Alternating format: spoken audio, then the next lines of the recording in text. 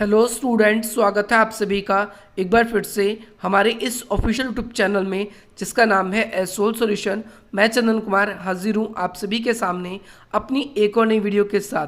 So guys, आज की इस नई वीडियो में हम बात करेंगे उन सभी स्टूडेंट्स के लिए जो कि ग्रेजुएशन में या पोस्ट ग्रेजुएशन में बिमस्टेक को पढ़ रहे हैं, चाहे वो पॉलिटिकल साइंस ऑनर्स के स्टूडेंट्स हैं या फिर मास्टर ऑफ पॉलिटिकल साइंस के स्टूडेंट्स हैं, या आप ऐसे भी स्टूडेंट्स हो सकते हैं जो सिर्फ बिमस्टेक को जानना चाहते हैं। तो चलिए ज़्यादा देर ना करते हुए आज की अपनी इस वीडियो को हम स्टार्ट करते हैं। सबसे पहली चीज़ तो आप ये देख सकते हैं, जो ये बिमस्टेक है इसको अलग अलग अक्षरों में लिखा जाता है, जैसे BIMSTEC। तो ये जो हर एक अक्षर है इन सब का अपना ही एक मीनिंग है। जैसे हम यहाँ देख सकते हैं, इसका जो पूरा नाम है बे ऑफ बंगाल, इसका क्या नाम है, bay of Bengal initiative for multi sectoral technical and economic cooperation.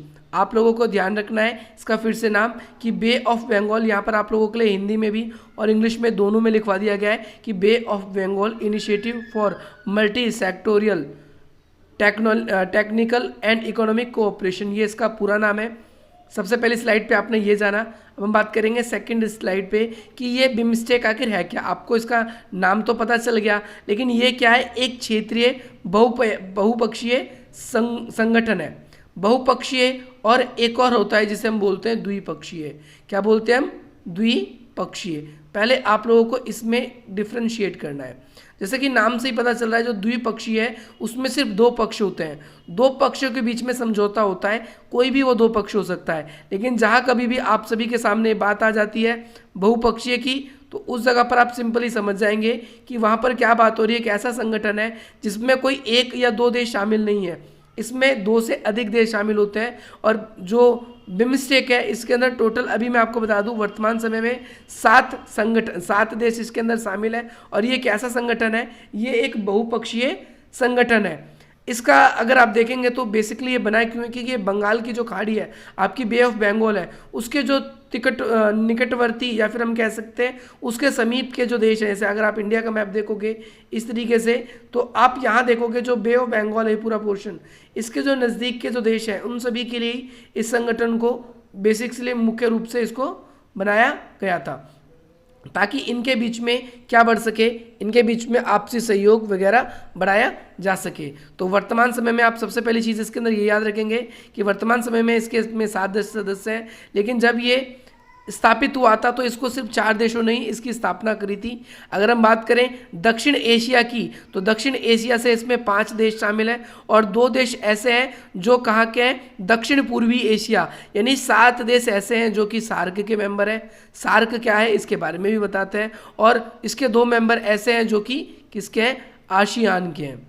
किसके हैं, आसियान के। आपको ये भी पढ़ना है अच्छी तरीके से, तो इनके बारे में भी हम आप लोगों के लिए अलग से वीडियो बनाएंगे। और यहाँ पर आप पहले इसको अच्छी तरीके से समझिए। सार्क क्या है, south Asian association regional cooperation. और आसियान क्या है, कि आसियान का नाम है दक्षिण पूर्वी एशियाई राष्ट्रों का संगठन। तो भाई इसके अंदर 2 देश ऐसे हैं जो यहाँ के हैं, एक आपको याद रखना है थाईलैंड, और दूसरा है आपका म्यांमार।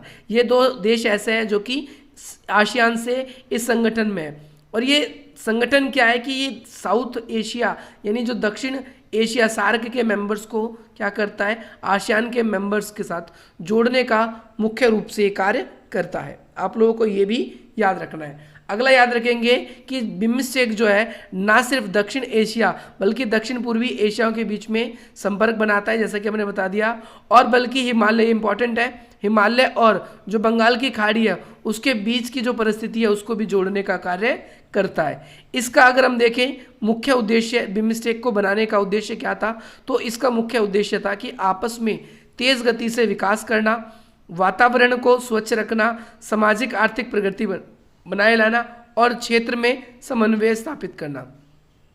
क्षेत्रों में समन्वय स्थापित करने से क्या मतलब है, एक एक करके इन सभी पॉइंट्स को हम डील करते हैं, अच्छी तरीके से हम इसको समझते हैं। सबसे पहली बात इसमें क्या कहा गया है कि भाई इसमें कहा गया है कि इसका मुख्य उद्देश्य है कि आर्थिक विकास को तेज करना। दूसरा है वातावरण। वातावरण यानी अगर हम देखें साउथ एशिया में ज़्यादातर देश ऐसे हैं जो ऐसे देश हैं जो विकासशील देश हैं, और इनमें विकासशील देशों के कारण क्या है कि भाई इनमें जो पर्यावरण की समस्या बहुत ज़्यादा है, तो पर्यावरण को सुरक्षित कर सकें, क्योंकि एशियाई महाद्वीप में ये सारे के सारे एक देश में अगर कोई भी पर्यावरण की घटना घटती है तो उसका असर दूसरे पड़ोसी देश में भी देखा जाता है। जैसे कहें कि हम भारत में अगर प्रदूषण बढ़ता है तो उसका असर कहीं ना कहीं उसके पड़ोसी देशों पर भी देखा जाता है। इसके अलावा ताकि आपस में हमारी सामाजिक प्रगति हो सके और क्षेत्रों में समन्वय बना रहे, हमारे आपसी संबंध जो है वो अच्छे बने रहे, एक इसका ये भी उद्देश्य था। वैसे तो हम डीप से उद्देश्यों के बारे में बात करेंगे। अब हम बात करते हैं बिमस्टेक का गठन आखिर किया क्यों गया, कब हुआ कब नहीं हुआ। तो आपको याद रखना है बिमस्टेक का जो गठन है ये कब हुआ, 1917 में, यानी 1997 में बैंकॉक नाम का घोषणा पत्र था, उसके ऊपर सिग्नेचर हुए। कितने देशों के सिग्नेचर हुए, तो शुरू में इसमें सिर्फ 4 ही देश शामिल थे जब इसका गठन हुआ, लेकिन और शुरू में इसका नाम भी क्या था, नाम आपको ये ध्यान रखना है। देखिए यहाँ पर बी है, बी से किसका मतलब है, बांग्लादेश का, बी से किसका मतलब है, बांग्लादेश का, ठीक है। पहले आप यहाँ नाम देखेंगे। फिर आई जो है, आई से मतलब है भारत का, इंडिया का, इंडिया का। इसके बाद में आप एस देखोगे, एस का मतलब क्या है, श्रीलंका, एस का मतलब क्या है, श्रीलंका। और इसके बाद में अगर आप देखेंगे टी का मतलब क्या है, यहाँ पर टी का मतलब क्या है, तो आप देखेंगे टी का मतलब आपको थाईलैंड दिखेगा। ये नाम आप लोगों के लिए यहाँ पर हमने सीरियल वाइज लिख भी रखे हैं। बी का मतलब बांग्लादेश, आई का मतलब इंडिया भारत, एस का मतलब आपका श्रीलंका है, और जो टी है इसका मतलब क्या है, थाईलैंड है। तो पहले इसका नाम क्या था, पहले इसका नाम था बिस्टिक। क्या था नाम था इसका, बिस्टिक। लेकिन आगे चल के आप क्या देखेंगे, आप आगे चल के इसके अंदर देखेंगे कि इसके अंदर और भी मेंबर्स इसके अंदर क्या हो जाते हैं, शामिल हो जाते हैं। आगे चल के जब ये संगठन हुआ तो इसमें एम और जुड़ गया। देखिए बिस्टेक एस तक तो ये पहले से ही था, लेकिन अगर इसे हम देखें एम, बिमस्टेक, ये जो एम है ये नाम इसमें नया जुड़ा है। तो हम इसके अंदर एक चीज़ को गौर करते हैं कि भाई जो बिमस्टेक है ये एम के जुड़ने से हुआ है, यानी शुरू में इसका नाम क्या था आपको ये भी पता चल गया। अगर आपके पेपर में बिस्टेक भी लिखा हुआ आ जाए तो आप समझ जाएंगे। इसके बाद में 2 देश 2004 में इसमें जुड़े, कौन कौन, एक तो नेपाल जुड़ा है इसके अंदर और दूसरा भूटान शामिल हुआ, और इसका नाम बदल दिया गया। और उसका नाम इसमें देखोगे एम जब नाम जुड़ा था इसमें, तो एम से इसके अंदर क्या आ गया था, म्यांमार भी शामिल हुआ था। तो एम का मतलब उस टाइम बिमस्टेक का मतलब उस समय देशों के नाम से ही था, लेकिन 2004 में जब इसमें और देश भी शामिल हुए तो इसका नाम जो है बदल दिया गया, और नाम क्या रख दिया गया, bay of Bengal initiative for multi sectoral technology and economic cooperation, ये इसका नाम रखा गया। चलिए आगे बात करते हैं। इसके बाद इसको बनने के क्या उद्देश्य थे, तो सबसे पहले तीव्र गति से या तेजी से आर्थिक विकास करना, और पर्यावरण जो हमारा वातावरण है उसको सुरक्षित करना। दूसरा आपसी सहयोग को हमें बढ़ाना है, दूसरा इसका, और आपस में समानता या समन्वय स्थापित करना।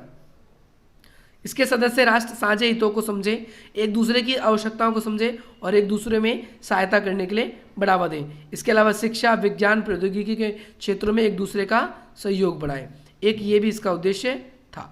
अब हम अगले उद्देश्य के बारे में हम बात करेंगे। अगला उद्देश्य अगर देखेंगे, ये वैसे ये नॉर्मल से उद्देश्य थे। अब बिमस्टेक के क्या क्या सिद्धांत हैं, आप ये भी उद्देश्य में लिख सकते हैं सारे के सारे पॉइंट। तो सबसे पहला कि समान संप्रभुता बनाए रखना, क्षेत्रीय अखंडता बनाए रखना, राजनीतिक स्वतंत्रता होना, आंतरिक मामलों में किसी के हस्तक्षेप ना करना, शांतिपूर्ण अस्तित्व बनाए रखना, पारस्परिक हर एक देश को लाभ हो इसका ध्यान रखना, और साथ के साथ ये है कि जो अन्य सदस्य देश हैं वो भी इसके अंदर जुड़े, और सभी देशों के बीच में एक तो द्विपक्षीय यानी 2 देशों के बीच में 2 पक्षीय होता है, और बहुपक्षीय मतलब ज़्यादातर जो 2 से अधिक देशों के बीच में क्या हो कि जो बहुपक्षीय समझौते इसके बीच में किए जाएं।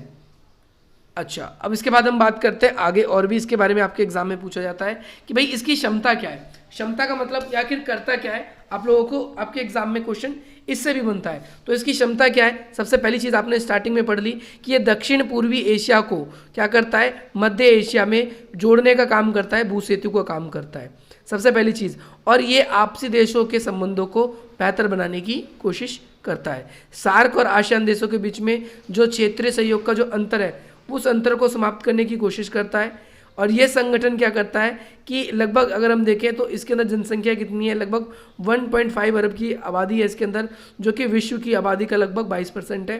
इसमें ज़्यादातर आबादी भारत की है, परंतु ये क्या है कि ये आपस में एक दूसरे के पड़ोसी होने के कारण, अब आप देख सकते हो कि इस संगठन को आप सोच रहे होगे कि आखिर बनाया क्यों गया, तो आप यहाँ पर ये भी समझ सकते हैं कि हमने इससे पहले 1985 में ही क्या कर रखा है, सार्क बना रखा है, लेकिन सार्क जो है वो सफल नहीं है। सफल क्यों नहीं है? क्योंकि भारत और जो पाकिस्तान है, इसके जो दो बड़े देश हैं, वो आपस में ही लड़ते रहते हैं। वो आपस में क्या करते रहते हैं? लड़ते रहते हैं, और उनके आपस में लड़ने की वजह से क्या है कि ये संगठन ठीक ढंग से कार्य जो है वो नहीं कर पाता है। अगली बात करें इसके जो सिद्धांत हैं इसके बारे में, तो अगला कॉन्सेप्ट आप लोगों के लिए ये भी है कि वर्ष 2008 में इसके आंकड़ों के अनुसार इसकी जो जीडीपी थी इनके देशों की, वो 3.5 ट्रिलियन थी, जो कि संयुक्त राज्य अमेरिका के अर्थव्यवस्था के साथ में पिछले 5 औसतन से ज़्यादा, यानी कितने परसेंट ज़्यादा निकली थी अमेरिका से। इन सब की अगर हम इकोनॉमी को मिला देते हैं तो 6.5% उनकी इकोनॉमी उनसे ज़्यादा थी। इसके साथ साथ दुनिया का कुल व्यापार का लगभग 1/4 व्यापार जो है वो प्रतिवर्ष, यानी दुनिया में अगर 100% व्यापार होता है तो उसमें से 25% जो व्यापार है वो सिर्फ बंगाल की खाड़ी से होता है। तो इसीलिए इस क्षेत्र को क्या किया गया है, विकसित करने के लिए इसको बनाया गया है। अब इसकी महत्वपूर्ण परियोजनाओं के बारे में बात करेंगे, क्या क्या इसकी इंपॉर्टेंट परियोजनाएं हैं, तो इसमें देखेंगे कई सारी परियोजनाएं। सबसे पहले क्या है कि जो कलादान मल्टी मॉडल परियोजना है, इस परियोजना के तहत भारत और म्यांमार आपस में इनको जोड़ने का कार्य किया गया है। दूसरा है एशियाई त्रिपक्षीय राजमार्ग, इसमें 3 देश, एक तो म्यांमार, भारत और तीसरा है देखेंगे थाईलैंड, इनके बीच में आपस में जोड़ता है ताकि ये क्या कर सकते हैं, व्यापार में वृद्धि कर सके, व्यापार में क्या कर सके, वृद्धि कर सके। आप ये ध्यान रखेंगे।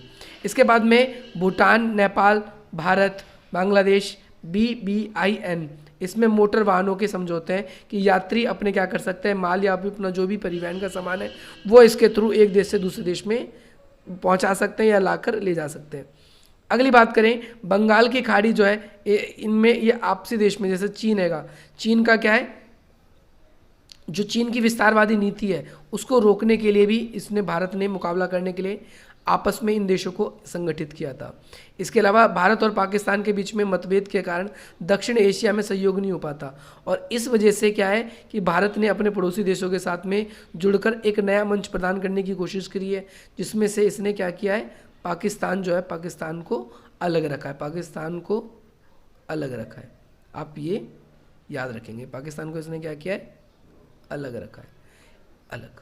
ओके, नेक्स्ट चीज़ देखेंगे, नेक्स्ट स्लाइड। ओके, तो नाउ यहाँ पर इसके किस किस क्षेत्रों में ये सहयोग करता है, तो ये व्यापार के क्षेत्रों में करता है, टेक्नोलॉजी के क्षेत्रों में करता है, ऊर्जा के क्षेत्रों में करता है, परिवहन संचार के, पर्यटन के, मत्स्य पालन के और कृषि के, इन सब क्षेत्रों में आपसी हमारा सहयोग देखने को मिलता है।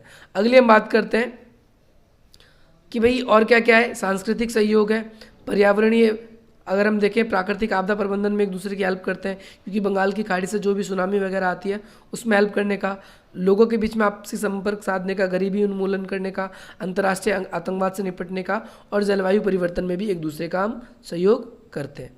अगली हम बात करते हैं, अब भाई सबसे इंपॉर्टेंट पॉइंट है, बिमस्टेक के सामने क्या क्या, आप सबसे एग्जाम में क्वेश्चन पूछता है क्या क्या चुनौतियां हैं, तो भाई सबसे इंपॉर्टेंट है कि ये क्या है, सार्क देशों की तरह बिमस्टेक भी द्विपक्षीय तनावों से बच नहीं पाया है। जैसे कि सार्क में देखा भारत पाकिस्तान के संबंध खराब है, उसकी वजह से अच्छे तरीके से आपस में हमारे जो तनावपूर्ण संबंध रहते हैं, ठीक यही चुनौती हमें यहाँ भी देखने को मिलती है। पहली चीज़ ये। दूसरी चीज़ क्या है कि निरंतर यहाँ पर बैठकें नहीं होती, बैठकों का अभाव में देखने को मिलता है कि भाई बिमस्टेक ने 2 वर्षों में शिखर सम्मेलन, प्रतिवर्ष मंत्रिमंडलीय बैठक आयोजित करने की योजना बनाई थी, लेकिन अगर हम देखें कि सन 2018 तक, कब बना ये, 1997 बना, और 2018 तक अगर हम देखें तो 20 वर्षों में केवल सिर्फ कितने सम्मेलन हुए, 4 सम्मेलन हुए। तो ये एक बहुत ही बड़ा, कोई भी संगठन है अगर आगे बढ़ता है तो उसके लिए ये ज़रूरी है कि वो क्या करे, वो अपने बैठक करे, तो बैठक तो ये करते नहीं है, इसीलिए इसके जो सदस्य राष्ट्र हैं उनके द्वारा बिमस्टेक की उपेक्षा की जाती है, यानी सदस्य देश जो है इसमें ज़्यादा इंटरेस्ट दिखाते नहीं।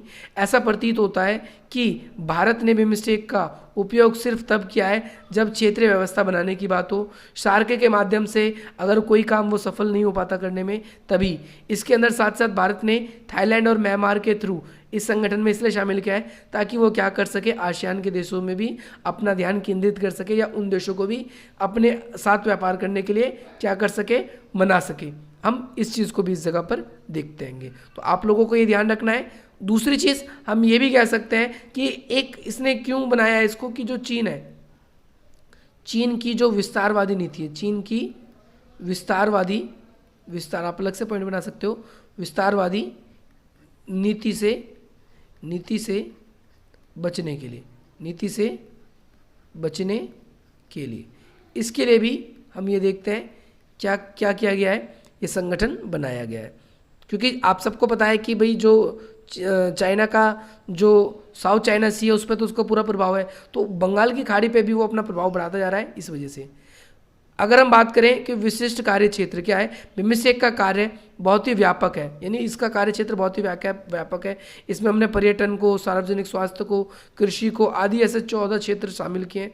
और बिम्स्टेक में क्या है, ज़्यादातर देश इसीलिए इसके अंदर अपने सम्मेलन नहीं करते, क्योंकि इसमें हमें अनुदान देना पड़ेगा, आपस में एक दूसरे की हेल्प करनी पड़ेगी। तो ये क्या है, काफ़ी ज़्यादा उद्देश्यों को लेकर चल रहा है, इसीलिए थोड़ा सा विफल रहता है। इसकी एक चुनौती ये है। सदस्य राष्ट्रों के बीच में द्विपक्षीय मुद्दे, अगर हम बात करें बांग्लादेश सबसे निकट, वहाँ से हमें दिखता है बांग्लादेश से हमारे यहाँ पर क्या है, शरणार्थी की समस्या हमेशा रहती है। जो म्यांमार है वहाँ पर राइन प्रांत जो है, वहाँ से रोहिंग्या लगातार पलायन कर रहे हैं। और म्यांमार और थाईलैंड के बीच में हमें सीमा विवाद चलता हुआ दिखता है, जैसा कि किसके बीच में, भारत और पाकिस्तान के बीच में। भारत और पाकिस्तान के बीच में आपने सुना होगा कि सीमा विवाद चलता है। ठीक इसी तरीके से म्यांमार के बीच में और थाईलैंड के बीच में भी चलता है, और इसी वजह से ये संगठन जो है वो अच्छी तरीके से सफल नहीं रह पाया है। इसके बाद की बात करें हम तो मुक्त व्यापार समझौते का अभाव, इसमें ज़्यादातर जो देश हैं, जैसे हम बात करते हैं नाफ्टा, NAFTA, नाफ्टा। इसके बाद हम बात करते हैं एक साफ्टा, दोनों के बारे में समझेंगे फिर इसके बारे में। नाफ्टा क्या है, उत्तर अमेरिका फ्री ट्रेड एग्रीमेंट, ऐसे ही South Asia free trade agreement, इसे साफ्टा बोला जाता है। तो भाई बाकी सभी संगठन में हम देखते हैं कि मुक्त व्यापार की बात होती है। बिम्स्टेक में मुक्त व्यापार समझौता 2004 पर चर्चा की गई, लेकिन अभी तक उसमें कोई भी निष्कर्ष निकला, कोई भी देश मुक्त व्यापार करने के लिए निष्कर्ष को नहीं निकाल पाया। तो सबसे बड़ी चुनौती ये भी है कि यहाँ पर क्या है कि भाई मुक्त व्यापार नहीं है। मुक्त व्यापार ना होने के कारण क्या है कि भाई जो वस्तुओं पे जो कर है, जो टैक्स है, वो क्या है, वो ज़्यादा लगता है। और टैक्स लगने ज़्यादा की वजह से जो चीज़ें हैं वो कैसी होती है, हमारे सामने कॉस्टली हो जाती है। तो अगला है, हम देखेंगे इसका अन्य एक ये फोरम, बांग्लादेश, चाइना, भारत, है ना, जो इसका BCIM जो है, बांग्लादेश, चीन, भारत, म्यांमार, इन्होंने गठन किया, जिसकी चीन इसका सक्रिय सदस्य है। और बिम्स्टेक की समता पर प्रश्न चिन्ह लगता है कि चीन जब इसका मेंबर ही नहीं है तो इसको क्यों मेंबर के रूप में इसमें लीगल इंटरेस्ट इसका होता है। भारत ने और देशों ने इसलिए संगठन को बनाया था ताकि चाइना की जो दादागिरी है उस दादागिरी से भी आपस में हम एक दूसरे को सुरक्षित कर सकें। तो ये इसके सामने कई सारी चुनौतियाँ हैं जो हम देखते हैं। इसके बाद में अब आप सभी के सामने एक इम्पॉर्टेंट न्यूज़ है कि भाई अगर आप लोगों को वीडियो पसंद आए तो आपको इस वीडियो को लाइक करें, सबसे पहली चीज़। दूसरी बात, हमारे चैनल को शेयर करें अपने मित्रों तक। और तीसरी बात, हमारे चैनल को सब्सक्राइब करें। अगर आप लोगों ने अभी तक हमें इंस्टाग्राम पर फॉलो नहीं किया तो फॉलो कर सकते हैं। साथ ही के साथ जो भी आप लोगों के लिए इंपॉर्टेंट टेलीग्राम लिंक कहेंगे उसका लिंक डिस्क्रिप्शन बॉक्स में है। आप फेसबुक में हमारे साथ कनेक्ट हो सकते हैं। आप अपनी कोई भी क्वेरी है आप हमें इंस्टाग्राम के माध्यम से, या फिर आप अपने जो भी आपका कमेंट सेक्शन है आप कमेंट के माध्यम से हमसे पूछ सकते हैं। तो चलिए गाइस, यही थी आप सभी के लिए वीडियो। आशा करते हैं आज की इस नई वीडियो से आप लोगों को बहुत लाभ मिलेगा, और इसी प्रकार के इंटरेस्टिंग वीडियोस पाने के लिए आप हमारी वीडियो को लाइक करेंगे, अधिक से अधिक मित्रों तक शेयर करेंगे। चलिए गाइस, मिलते हैं आपसे अपनी अगली वीडियो में। जय हिंद, जय भारत।